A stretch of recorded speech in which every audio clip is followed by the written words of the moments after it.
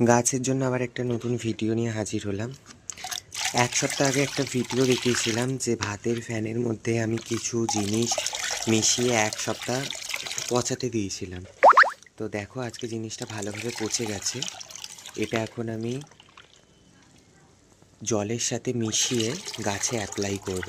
এটা যেহেতু গাছে ডিরেক্ট দেওয়া যায় না, কারণ এটা প্রচণ্ডই শক্তিশালী, তো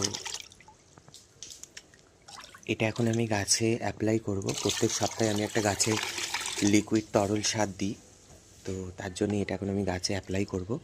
তো সেটাই তোমাদেরকে দেখানোর জন্য আমি ভিডিওটা করলাম। এই দেখো, তোমরা দেখতে পাচ্ছ, এটা আমি এখন সুন্দরভাবে প্রত্যেকটা, এটা আমার একটা গোলাপ গাছ, এই গোলাপ গাছের গোড়ায় আমি সুন্দরভাবে দিয়ে দেব। এটাও একটি গোলাপ গাছ, এটাতেও আমি সুন্দরভাবে গাছের গোড়ায় দিয়ে দিচ্ছি।